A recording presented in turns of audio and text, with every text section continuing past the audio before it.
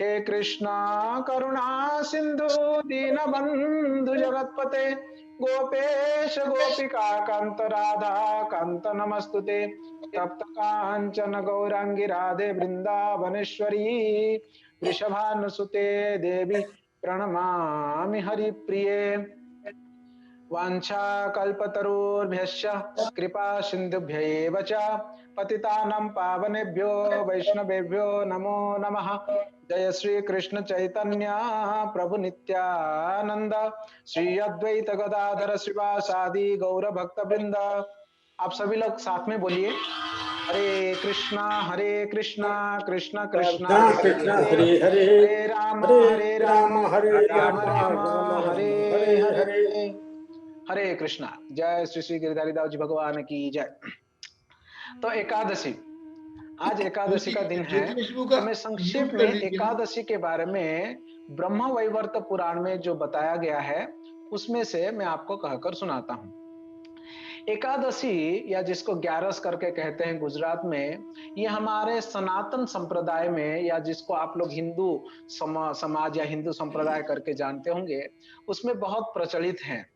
ये एकादशी का दिन या एकादशी का जो व्रत है, ये भगवान विष्णु की उपासना की जाती है और सारे व्रतों में से इसको एक श्रेष्ठतम व्रत करके माना जाता है। विशेष रूप से उन लोगों में जो लोग भगवान विष्णु की उपासना करते हैं या विष्णु के भक्त हैं, उनको वैष्णव कहते हैं। देखिए, यहाँ पर 4 प्रकार के लोग होते हैं जो हमारे हिंदू संप्रदाय में हैं। जो लोग भगवान विष्णु को मानते हैं, उन्हें वैष्णव कहते हैं। जो लोग माता दुर्गा को मानते हैं या उनकी उपासना करते हैं, उनको शाक्त कहते हैं। जो लोग महादेव जी की उपासना करते हैं, उन्हें शैव कहते हैं। तो इस प्रकार से जो भगवान विष्णु के उपासक हैं, उन्हें असलियत में वैष्णव कहते हैं। वैष्णव समाज में एकादशी का महिमा बहुत ज्यादा है। परंतु केवल वैष्णव समाज ही नहीं, केवल भगवान विष्णु के उपासक ही नहीं, ऐसे और भी अनेकों लोग हैं जो लोग एकादशी व्रत की बहुत सुंदर तरीके से पालन और व्रत का जो है उपवास इत्यादि करते हैं। हालांकि मैंने देखा हूं बचपन से समाज में व्रतों को पालन तो करते हैं, मगर वो अपने मनगढ़ंत ढंग से अलग अलग जगह पर अलग अलग हिसाब से करते रहते हैं। शास्त्रों में एक प्रकार से बताया गया रहता है, परंतु ये लोग मतलब हम सभी लोग समाज में जो है अलग अलग तरीके से करते हैं। उसके महिमा को, उसके मूल उद्देश्य को, उसकी ओरिजिन कहाँ से और कैसे हुआ, उसकी जो फिलॉसफी सिद्धांत है, उसको जाने बिना इस प्रकार से करते हैं। हमारे आचार्य, इस्कॉन के संस्थापक आचार्य ऐसी भक्ति वेदांत स्वामी श्रीला प्रभुपाद कहा करते हैं, अगर कोई भी भक्ति का कार्य अगर उसके सिद्धांतों को जाने बिना अगर कोई व्यक्ति करता है, उसको केवल अंधविश्वास या भावुकता कहा जाता है। ध्यान दीजिए, कोई भी भक्ति के कार्य, उपवास, व्रत इत्यादि अगर उसके सिद्धांतों को जाने बिना अगर हम करते हैं, उसको भावुकता या तो अंधविश्वास कहा जाएगा। दूसरा, अगर कोई व्यक्ति सारे शास्त्रों को जानता है, सिद्धांतों को जानता है, परंतु वो भक्ति नहीं करता है, भगवान के प्रति प्रेम नहीं जागृत हुआ है, तो उसे केवल मेंटल स्पेकुलेशन या मानसिक उहापोह करके कहते हैं। ये प्रभुपाद जी का सेंटेंस है हमारे। इसलिए भक्ति करने के लिए या सेवा करने के लिए दोनों चीज की जरूरत है। एक, उसको सैद्धांतिक ज्ञान होना चाहिए, सिद्धांत के बारे में जानकारी होनी चाहिए। दूसरा, उसके हृदय में भक्ति भाव भी होनी चाहिए। ये दोनों साथ साथ में चाहिए। अंधे के जैसा या आंख बंद करके कोई चीज को विश्वास करके करना नहीं चाहिए। इसलिए बहुत सारे ऐसे दुर्घटनाएं होते हैं आध्यात्मिक संस्थाओं में और आध्यात्मिक जो सो कॉल्ड रिलीजियस एक्टिविटीज में, उसके बारे में हम चर्चा नहीं करेंगे। तो हम आज एकादशी के महिमा के बारे में हम सुनेंगे, शास्त्रों में इसका अर्थ क्यों, कब, कैसे शुरू हुआ और कैसे ये पालन की जाती है। एकादशी कुछ नहीं है, ये एक दिन की गिनती है। साधारणतः आजकल हम लोग फॉलो करते हैं वेस्टर्न कैलेंडर्स, यानी विदेशी समय गणना या विदेशी मतलब कैलेंडर को हम लोग फॉलो करते हैं। इसलिए आजकल जनवरी, फरवरी इसी महीनों का चर्चा होती है, उसी को लिपिबद्ध की जाती हैं और विशेष रूप से तारीखों का गिनती भी 1 से 30 तारीख तक यानी 30 दिन की महीने महीने का हम लोग गिनती करते हैं। परंतु हमारा वैदिक कैलेंडर में हमारा जो सनातन समय गणना है, उसमें असलियत में 15-15 दिन की समय गणना होती है। वो भी कैसे? 15-15 दिन की समय गणना कैसे होती है? अमावास से लेके पूर्णिमा तक, फिर से पूर्णिमा से लेके अमावास तक का दिन गिनती होती है। और वो एक महीने में 2 पक्ष आता है, शुक्ल पक्ष और कृष्ण पक्ष। बीच का दरवाजा यानी बंद करोगे पूर्णिमा तो से वहां पे लेकर 2-3 बज अमावस्या जाएंगे। तक का जो समय है, उसे कृष्ण पक्ष कहते हैं और अमावस्या से लेकर पानी ला के पूर्णिमा तक रखो। का जो समय है, उसको शुक्ल पक्ष कहते हैं। और एक-एक पक्ष में 15-15 दिन होते हैं और उसकी गिनती कैसे होती है? प्रथमा, द्वितीया, तृतीया, चतुर्थी, पंचमी, षष्ठी, सप्तमी, अष्टमी, नवमी, दशमी, एकादशी, द्वादशी, त्रयोदशी, चतुर्दशी और उसके बाद अमावस्या पूर्णिमा आएगा। यानी 15वां दिन जो है वो पूर्णिमा या अमावस होता है। शुक्ल पक्ष का अमावस आता है, कृष्ण पक्ष का। और ये जो एकादशी का तिथि है, वो कुछ नहीं, ये असलियत में समय गिनती में से ये 11वां दिन है। पूर्णिमा से लेके 11वां दिन या तो अमावस्या से लेके 11वां दिन, उसको एकादशी कहते हैं। यह दिन पहले इतना इंपॉर्टेंट नहीं था, जब तक ये एकादशी देवी का प्राकट्य नहीं हुआ। सृष्टि के प्रारंभ की समय है, सृष्टि के प्रारंभ का समय है। एक बहुत बड़ा सा एक महान दैत्य थे, असुर। उनका नाम था, उस असुर का नाम था मुरासुर। ये मुरासुर बहुत शक्तिशाली राक्षस था। उस समय असुर बहुत शक्तिशाली, इतना शक्तिशाली हुआ करते थे, देवता भी उनसे परास्त हो जाते थे, देवता भी उनसे लड़ाई नहीं कर पाते थे, इतने शक्तिशाली हुआ करते थे। ये देवता और असुर ये सृष्टि के प्रारंभ से ही रहते आए हैं और आज भी रह रहे हैं।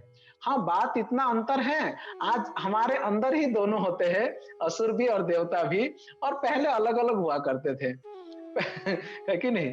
अभी कैसे हमारे अंदर कैसे होते हैं, कभी कभी हमें भक्ति करने की इच्छा होती है और कभी कभी ऐसे गलत कार्य भी, मतलब समाज में व्यक्ति ऐसे होता है, कभी कभी बड़ा भक्ति भाव का कार्य करेगा, दान पुण्य करेगा और कभी कभी पशुओं का बलि भी चढ़ाएगा, पशुओं को भी मारेगा। तो ये दोनों देवता और असुरों की क्वालिटी कलयुग में व्यक्ति के अंदर होता है। परंतु पहले असुर अलग अलग हुआ करते थे। तो ये सृष्टि के प्रारंभिक समय की बात है भक्तों। उस समय पर एक बहुत खतरनाक एक असुर हुए, उनका नाम है मुरासुर। ये मुरासुर पूरा धराधाम में सभी लोगों को ही नहीं, असलियत में स्वर्ग के निवासी इंद्र इत्यादि देवी देवताओं को भी परेशान करने लगे। सारे देवी देवता भी इनसे त्रस्त हो गए और कई बार देवताओं के साथ इनका युद्ध तो हुआ, परंतु युद्ध में कोई भी देवता या देवी इन्हें परास्त नहीं कर पाए, मुरासुर को। सभी लोग, जब भी देवता परास्त हो जाते हैं, तभी सभी लोग मिलकर ब्रह्मा जी के पास जाते हैं। क्यों?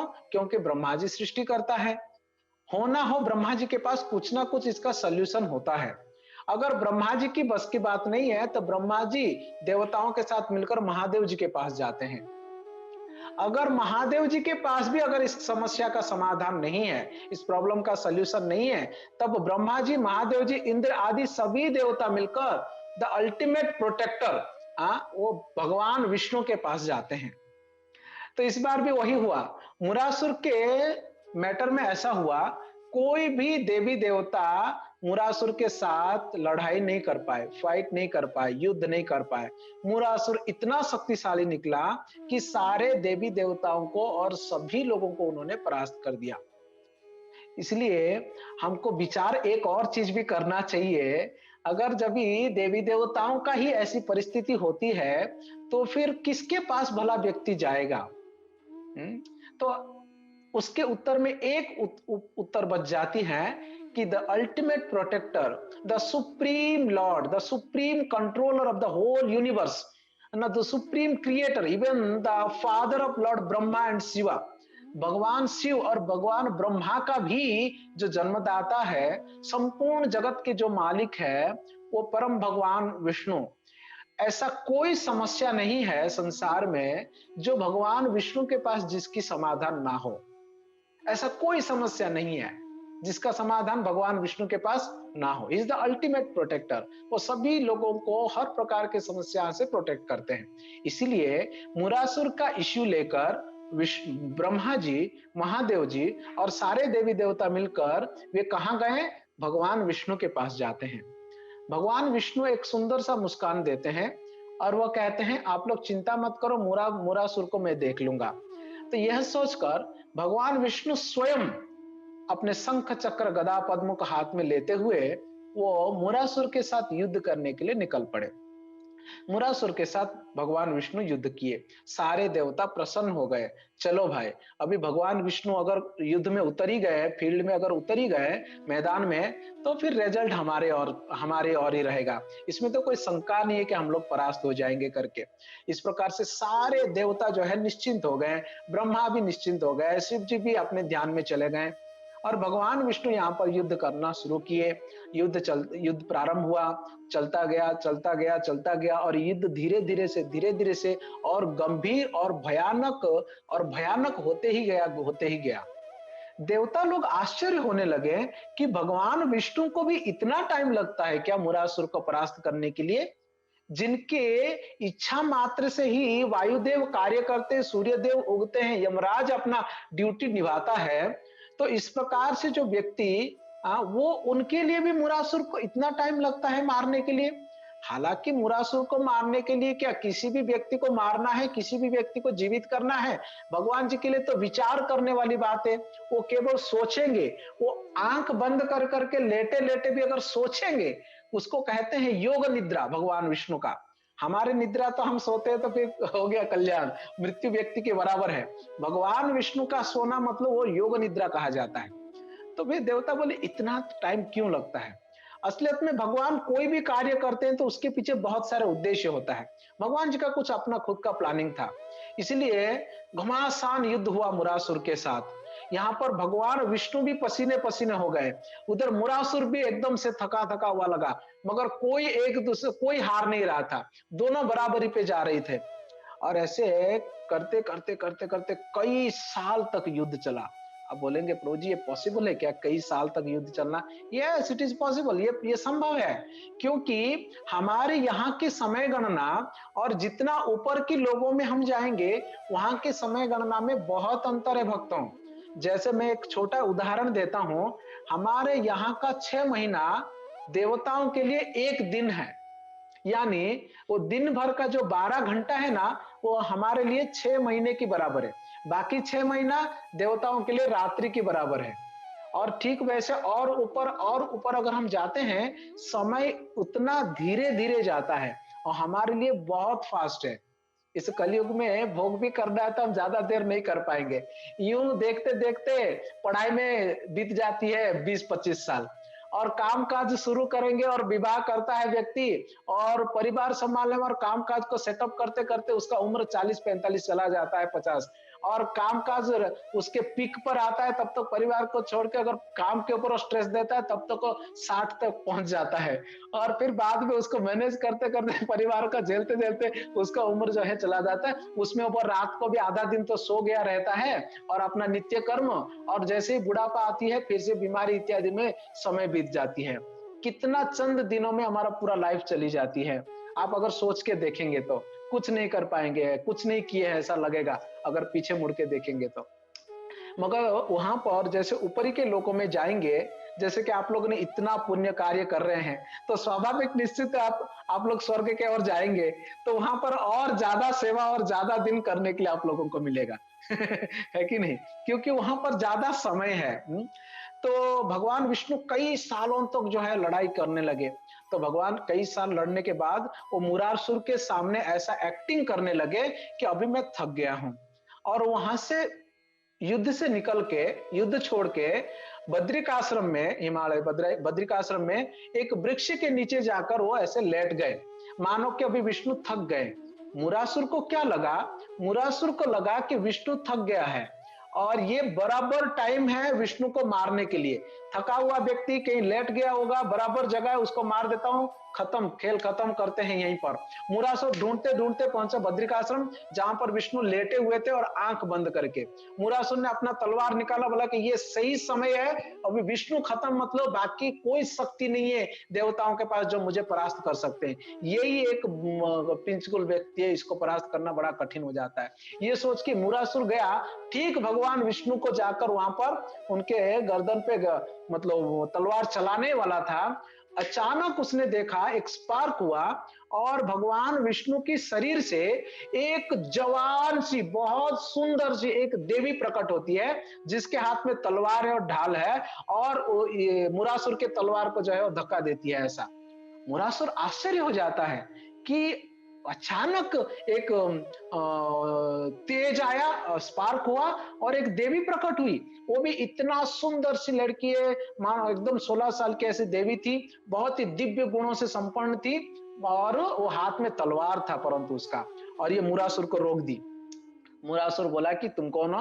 वो बोलती कि मैं कौन हूं बाद में, और तुम जो करने जा रहे हो ये कभी संभव नहीं है। उनको स्पर्श करना है तो उससे पहले मुझे परास्त करना पड़ेगा। मुरासुर जोर जोर से हंसता है असुरों की हंसी में, हा हा हा, तुम एक छोटी सी लड़की हो, ये विष्णु खुद चार भुजा वाला, शंख चक्र गदा पद्म हाथ में लिया हुआ, ये खुद मेरे से थक के यहाँ पे लेट गया, और तुम एक छोटी सी लड़की आकर मुझे कह रही हो कि तुमको परास्त करना पड़ेगा, तो ये तो मेरा बाएं हाथ का खेल है तुमको परास्त करना। ये सुनकर देवी हंसती है, बोलती है मुरासुर, क्या तुम बातें ही करते हो? तुम असुर लोग खाली बोलते हो कि कुछ करके भी दिखाते हो? तो ये मुरासुर बोलता है कि अगर हमारे करनी के बारे में तुमको सुनना है, पूछ लो ब्रह्मा, शिव और इंद्र को, मेरे पराक्रम के बारे में वो लोग बताएंगे। मैं क्या मेरे मुंह से मेरे पराक्रम के बारे में बताऊं? देवी बोलती है कि अभी बहुत हो गया तुम्हारी ये साहस का बखान, अभी चलो तुम्हारा साहस को थोड़ा दिखाओ तो सही मुझे। यह कहकर ये देवी जो है उनके ऊपर प्रहार करती है। मुरासुर जो है शुरू शुरू में ऐसा सोच रहा था, ये जो देवी है, ये लड़की एक छोटी सी लड़की है, नाबालिका है, नादान है, इसको तो यूं मैं खत्म कर दूंगा। परंतु जैसे जैसे फाइट होते गई, तब मुरासुर को पता लगा ये तो भाई असहनीय है और ये दुर्जय है, इसको जय नहीं किया जा सकता है। और मुरासुर धीरे धीरे से उसका मनोबल टूटने लगा। वो सोचने लगा एक लड़की होकर ऐसे युद्ध कर सकती है, मैंने कभी सोचा नहीं था। और अंत में ये देवी मुरासुर को मार डाली, मुरासुर को खत्म कर दी, मुरासुर का वध कर डाली। और वध करने के बाद भगवान जी के चरणों के पास जाकर वो बैठी हुई, अपने घुटनों के बल पर बैठी हुई है, हाथ जोड़कर। भगवान वैसे मुस्कुराते हुए लेटे हुए थे, और उनको तो सब कुछ मालूम है। भगवान जी का लेटना, भगवान जी का सोना वो निद्रा नहीं होता है। भगवान कभी सोते नहीं है, उनकी निद्रा को भी योग निद्रा कहा जाता है। यानी वो योग निद्रा के समय पे ही पूरा सृष्टि और पूरा संहार होता रहता है। ये भगवान विष्णु की पराक्रम है। तो भगवान विष्णु मुस्कुराते हुए अपने आंखों को खोलते हैं, और आंखें खोलकर देखते हैं ये देवी बैठी हुई है। और भगवान पूछते हैं, अरे हे देवी, आप कौन है? देवी कहती है, प्रभु आप मजाक मत करिए, ये कैसे संभव है कि आपको पता नहीं है कि मैं कौन हूं? प्रॉब्लम यह है कि मुझे नहीं मालूम मैं कौन हूं, और इसलिए मैं यहाँ पर हाथ जोड़कर बैठी हूं कि मुझे बताइए सही कि मैं कौन हूं, मेरा परिचय क्या है, मेरा नाम क्या है, मुझे करना क्या है। और ये बैठे बैठे कर क्या रही थी वो देवी? भगवान के सामने बैठी हुई थी, और बैठकर पूरे संसार को उसने देखी थी उस समय पर। भगवान विष्णु मुस्कुराते हुए कहते हैं कि मैं आपसे बहुत प्रसन्न हूं, आपकी सेवा से, क्योंकि ये मुरासुर को मारने का सेवा आपने किया, दुष्टों को संहार करने की सेवा, और पूरे इस जगत को तुमने बचाया मुरासुर के प्रभाव से, मुरासुर के कोप से, मुरासुर के पाप कार्यों से तुमने जगत को बचाया, इसलिए मैं तुमसे बहुत प्रसन्न हूं। बताओ देवी, तुम्हें क्या वर चाहिए? देवी कहती है कि प्रभु सबसे पहले तो मुझे ये बताइए कि मेरा नाम क्या है। भगवान मुस्कुराते हुए कहते हैं, आज एकादशी है, एकादशी के दिन आप प्रकट हुई थी, इसीलिए मैं चाहता हूं कि आपका नाम ही एकादशी हो, और पूरे संसार में लोग आपको एकादशी देवी के रूप में जानेंगे। तो ये देवी बहुत प्रसन्न हो जाती है। भगवान को प्रणाम करती है, भगवान से प्रार्थना करती है अनेकों स्तुतियों के द्वारा। फिर भगवान कहते हैं, फिर भी ये तो तुम्हारा नाम है, तुम बताओ कि तुम्हें क्या वर चाहिए, क्योंकि तुमने बहुत सुंदर सेवा किया मेरे लिए। तो देवी पूरा संसार को देखकर कहती है, प्रभु मैंने देखा ये संसार में सभी लोग विभिन्न प्रकार के भौतिक कार्यों में लगे हुए हैं, विभिन्न प्रकार के पाप कार्यों में भी लगे हुए हैं। और मैं देख रहा हूं यहाँ पर एक यमराज का भी डिपार्टमेंट है। कई सारे लोग हैं जो विभिन्न प्रकार की गलत कार्य करते हैं, जो नहीं करना चाहिए उसको करके वो यमद्वार में जाते हैं। कई लोग के बड़े बड़े पुण्य कार्य करते हैं, मंदिरें बनाते हैं, स्कूल खोलते हैं और कुआं खोदते हैं, तालाब बनाते हैं, हॉस्पिटल्स को बनाते हैं, ये सब बन के वो स्वर्ग के ओर जाते हैं। और मैं देख रहा हूं कि ज्यादातर लोग तो यमराज के घर जाने के लिए टिकट कटवाते रहते हैं। और मैं यमराज के लोक में भी देखा हूं, वो देख रही हूं यहाँ से कि सब लोग कितना तड़प रहे, कितना कष्ट भोग रहे हैं। हालांकि कुछ लोग नहीं जा रहे तो संसार में भी कष्ट भोग रहे हैं कई सारे लोग। तो प्रभु मैं इन लोगों को देखकर मुझे बड़ी दया आ रही है इनके ऊपर। आप ऐसा कुछ कृपा करें क्या, इस संसार के लोगों के उद्धार कैसे हो सकता है, उसके बारे में कुछ उपाय बताइए। तो भगवान मुस्कुराते हुए कहते हैं कि हे देवी, आज के दिन आप प्रकट हुई हो, इसलिए तुम्हारा नाम और आपका नाम जो है वो एकादशी रहा, एकादशी देवी। और आप मेरे लिए बहुत प्रिय हो, इसीलिए क्योंकि आपने संसार के जीवों को देखकर आपके हृदय में दुख हुआ, लोगों की उद्धार करना, लोगों को मदद करना तुमने चाहा, इसलिए मैं सभी संसार वासियों के लिए एक बहुत सुंदर सा ऑप्शन देता हूं, एक सुंदर सा गोल्डन अपॉर्चुनिटी देता हूं कि ये दुख कष्टों से निकलकर, संसार के दुख कष्टों से निकलकर वो मेरे धाम वापस आ सकते हैं। तो देवी बोलती है, कैसे संभव है? अगर कोई व्यक्ति आज के दिन को, यानी ये एकादशी के दिन को आपको स्मरण करते हुए मेरी उपासना करता है, मेरा नाम का जप करता है, मेरे दर्शन करता है और उस व्रत को पालन करता है, तो वो व्यक्ति आपका प्रिय होगा। और जो व्यक्ति आपका प्रिय होगा वो स्वाभाविक ही मेरा भी प्रिय होगा। इस प्रकार से जो भी व्यक्ति एकादशी व्रत का पालन करेगा वो व्यक्ति निश्चित रूप से मेरा धाम वैकुंठ में आ पाएगा। ये आपके ऊपर कृपा करते हुए आपको वर देने के लिए, मैं पूरे संसार वासियों के लिए मैं ये अपॉर्चुनिटी, ये गोल्डन अपॉर्चुनिटी जो है मैं दे रहा हूं। तब वो एकादशी देवी बहुत प्रसन्न हो जाती हैं। तब से ये बात सारा संसार में, सभी शास्त्रों में, सभी जगहों पर ये बात का अनाउंसमेंट किया गया, बताया गया, सारे साधुओं के द्वारा, सारे पुराणों के द्वारा, सभी गुरुओं के द्वारा कि एकादशी व्रत को पालन करना चाहिए। अगर व्यक्ति एकादशी व्रत को पालन करता है, सही तरीके से पालन करता है, उसकी जिंदगी में ऐसा पाप नहीं होगा, इतना पाप वो कर नहीं पाएगा जितना पाप एक एकादशी व्रत को पालन करने से खत्म हो जाएगा। ऐसा भगवान कहते हैं कि वो एक जन्म में इतना पाप नहीं कर पाएगा, वो चाह के भी, जितना पाप एक एकादशी व्रत को पालन करने से खत्म हो जाती है। तो भगवान उसके कई जन्मों के पाप को खत्म करके वो अपने धाम वैकुंठ को वापस ले लेते हैं, अगर कोई व्यक्ति एकादशी व्रत को अपने जीवन में पालन करता है। और साल भर का कोई व्रत वो करे और ना भी कर पाए या ना भी कर पाए, अगर एक हरिवासर, ये जो हरिवासर है, जो एकादशी है, जो भगवान हरि का बहुत प्रिय दिन है, उस दिन में कोई अगर व्रत पालन करता है तो वो व्यक्ति निश्चित रूप से भगवान के धाम वापस जाता है। ये बात उस दिन तय हुई। तो फिर व्रत कैसे पालन करेंगे, ये प्रश्न उठता है। अरे स्वामी जी, व्रत कैसे पालन करेंगे?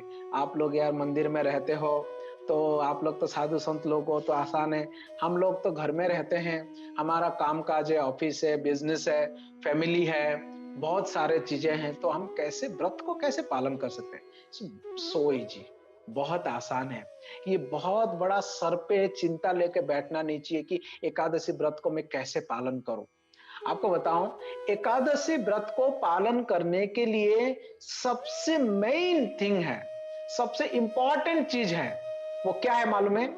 अनाज को त्यागना पड़ेगा उस दिन। ग्रेन्स जो है, अनाज जो है, उससे बचना पड़ेगा, उसको नहीं खाना चाहिए, अनाज नहीं खाना चाहिए। अनाज को छोड़कर देखिए, कोई कहेगा हम उपवास तो नहीं कर सकते हैं, तो उपवास मत करिए। आप नहीं कर पाते हैं तो हेल्थ खराब है, एज है और कुछ भी कारण हो, अगर नहीं कर पाते कोई बात नहीं, आपका एकादशी व्रत नहीं टूटेगा।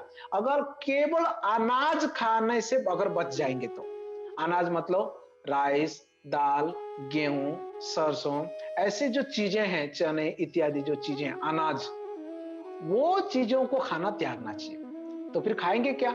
अरे कितना कुछ मिलता है उपवास के आइटम्स। आपको एक बात बता दूं, हमारे ना इस्कॉन मंदिर में साधारण दिनों में जितना आइटम्स बनता है ना, एकादशी के दिन उससे ज्यादा आइटम बनते हैं। आज तो 6-7 आइटम बना हुआ था। एकादशी के दिन लोग फिस्ट फास्टिंग करते हैं तो हम लोग फिस्टिंग करते हैं, एकादशी फिस्ट। कुछ लोग हंसते हैं, जो बाहर के संत होते हैं, बोलते हैं कि तुम लोग यार इस्कॉन वाले खाओ लोग हो क्या, एकादशी के दिन भी फिस्ट बना के खा लेते हो। तो कहने का तात्पर्य है ना, कलयुग में उपवास कर पाना थोड़ा मुश्किल होता है। साधारण तो लोग उपवास इत्यादि ज्यादा तरह से नहीं कर पाते। ठीक है, हम लोग का अलग विषय है, हम लोग कर लेते हैं, मगर जो समाज में रहते हैं, परिवार में रहते हैं, कामकाज करते हैं, करना ही पड़ता है, करना ही पड़ेगा, तो उनके लिए थोड़ा दिक्कत हो जाती है। क्योंकि देखो, किसी का शुगर का बीमारी रहेगा, किसी का ब्लड प्रेशर का बीमारी रहेगा, कुछ ना कुछ तो रहता ही रहता है। कुछ नहीं तो खाली पेट होता तो गैस होता है, फिर सर दर्द चढ़ता है, कितने सारे दिक्कतें होते हैं। इसलिए बड़ा दिक्कत है उपवास कर पाना। बेस्ट यही है कि उपवास के कोई भी आइटम बना के आप 2 बार खाओ, 3 बार खाओ, 4 बार खाओ, जितनी बार चाहते हो खाओ, परंतु आप अगर ग्रेन्स, अगर अनाज से आप बच जाते हैं उस दिन, तो ये सबसे बड़ी कृपा होती है, एकादशी देवी का सबसे बड़ी कृपा होती है। और उसके पीछे रीजन क्या है, मैं आपको शॉर्टकट में बता के खत्म करता हूं आज का विषय को। एकादशी के दिन ग्रेन्स क्यों नहीं खाना चाहिए, यानी अनाज को क्यों नहीं खाना चाहिए?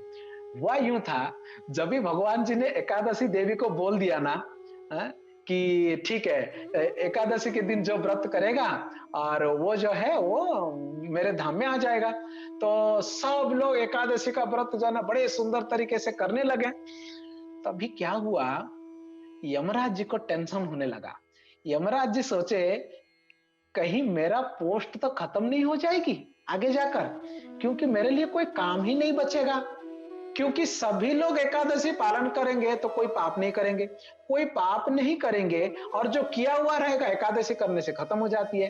तो मेरे पास कोई आएंगे नहीं मेरे धाम में, और मेरे जगह पर कोई आएंगे ना, काम बचेगा नहीं, और काम नहीं बचेगा तो भगवान मुझे पोस्ट हटा के कुछ और काम दे देंगे मेरे लिए।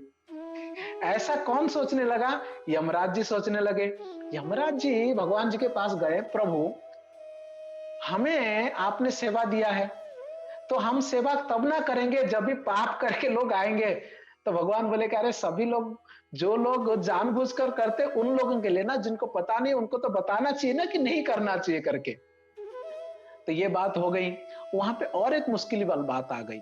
तो क्या हुआ, जो पाप पुरुष करके एक व्यक्ति है, पाप पुरुष, the personification of sinful activities, यानी सारे पापों को इकट्ठा करने से जो व्यक्ति बनता है, ब्रह्म हत्या, गो हत्या, चोरी, डकैती, मर्डर, है ना, झूठ बोलना, व्यभिचार करना, ये करना, वो करना, गुरु हत्या करना, ये सारे पापों को अगर मिलाएंगे तो एक व्यक्ति बनता है काला सा। तो उस व्यक्ति को कहते हैं पाप पुरुष। ये पाप पुरुष भगवान के पास जाके रोने लगा, बोला कि बाकी दिनों में तो प्रभु ठीक है, मगर एकादशी के दिन मेरे लिए दिक्कत हो जा रही है, क्योंकि मुझे रहने के लिए जगह ही नहीं मिल रही है। एकादशी के दिन में कहां रहूं एकादशी में?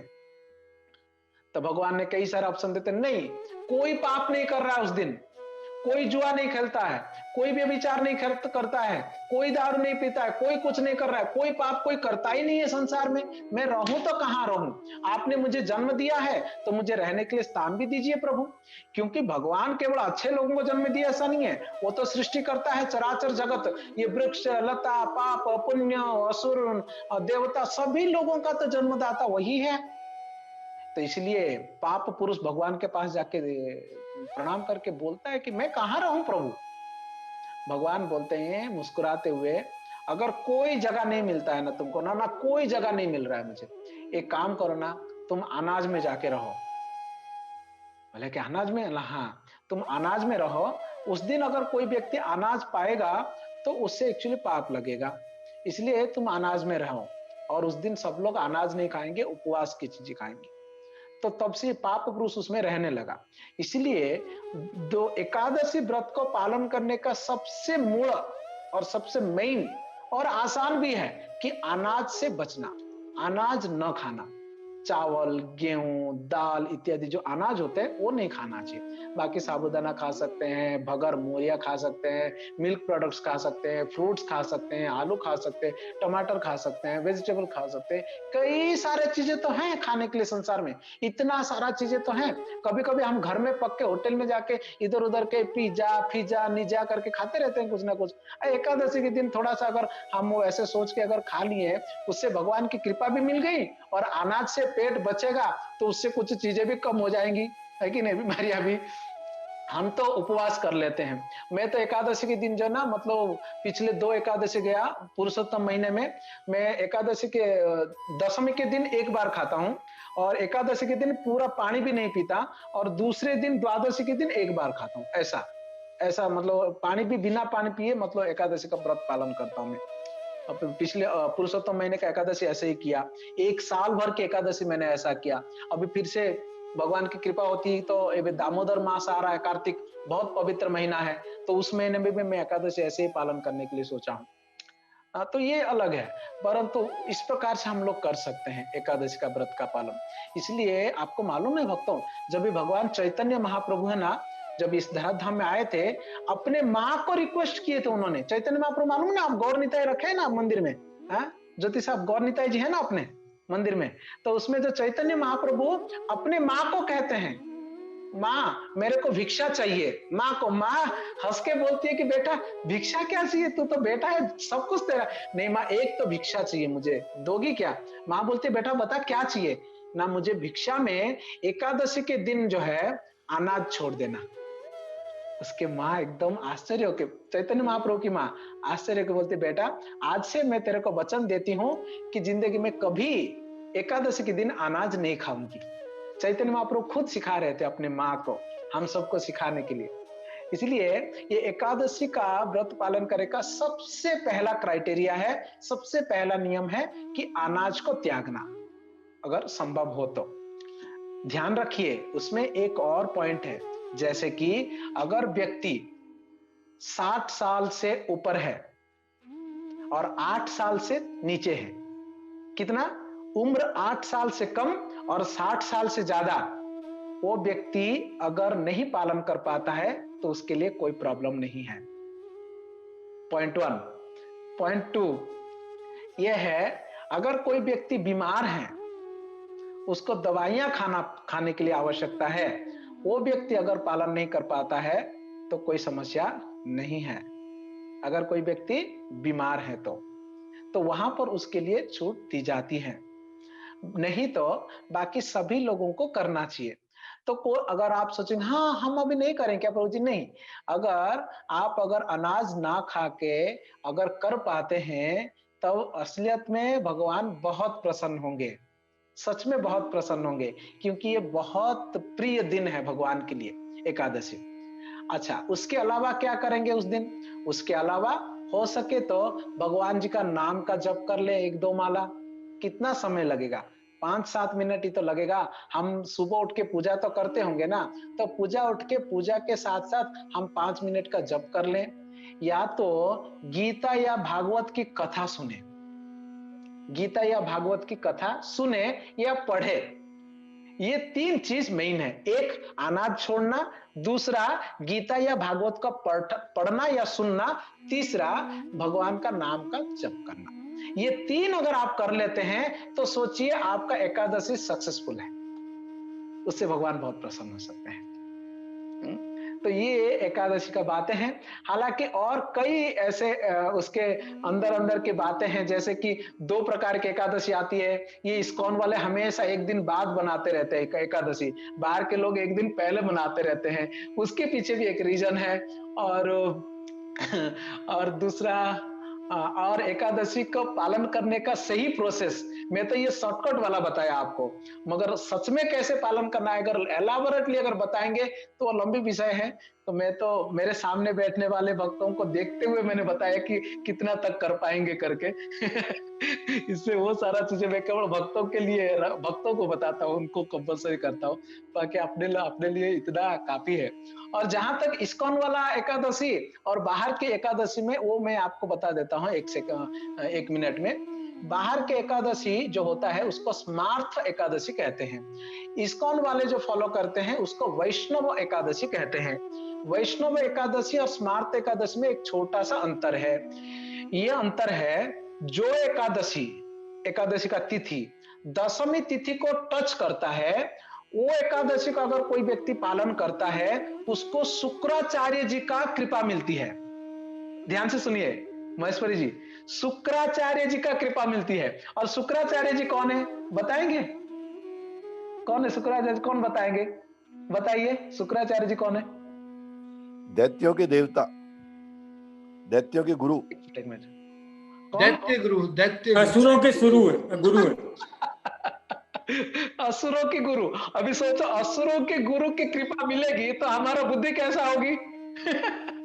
आसुरी हो जाएगी। मैं और ज्यादा नहीं बताऊंगा इसके बारे में। और जो एकादशी द्वादशी तिथि को टच करता है, उसमें व्यक्ति के अंदर क्या ना, सत्वगुण बढ़ता है, भक्ति बढ़ती है, ज्ञान बढ़ता है, ये सब परिणाम है।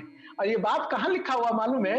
एक्चुअली मुझे भी नहीं समझ रहा था। मैं भी जब इस्कॉन में आया ना, मैं बड़ा कंफ्यूज होता था। गांव में मेरे माँ बाप बोल रहे थे कि नहीं बेटा आज एकादशी है, इस्कॉन वाले बोल रहे थे कि कल एकादशी है। मैं यार क्यों, किसी किसी को पूछा तो कुछ प्रभु जी लोग बोलेगा तू इतना दिमाग क्यों लगाता है, हमारे कैलेंडर में लिखा है, इस्कॉन कैलेंडर में लिखा है आज मनाना है तो आज ही मनाना है, खत्म। भला ऐसा नहीं होता यार, कोई भी चीज को फॉलो करना यार, उसका रीजन तो मालूम होना चाहिए ना यार। आंख बंद करके कैसे मैं फॉलो करूं? तो मैंने जब खोजने लगा, तभी हरि भक्ति विलास करके ग्रंथ है, हमारे पूर्ववर्ती गोस्वामी में से सनातन गोस्वामी जी ने लिखा उसको, उसमें मैं खोज कर मिला। उसमें एक श्लोक में लिखा है, अगर दशमी टच किया हुआ एकादशी को फॉलो करोगे शुक्राचार्य जी की कृपा मिलेगा। तो मैं बहुत हंसने लगा, मैं बोला कि भाई असुरों का गुण आने लगेगा। इसलिए हम लोग नहीं बनाते हैं उसको, हम लोग वैष्णव एकादशी को मनाते हैं। तो ये एक पिंच है उसके अंदर। तो इस प्रकार के एकादशी की बातें हैं, और भी अनेकों एकादशी की बातें। मैं तो आज संक्षेप में आप लोग के साथ वार्तालाप किया। बहुत बहुत धन्यवाद। एकादशी तिथि की जय। श्री श्री गिरधारी दाऊ जी भगवान की जय। राधा मदन मोहन जी की और गौर निताय की जय, और समस्त भक्त वृंद की जय।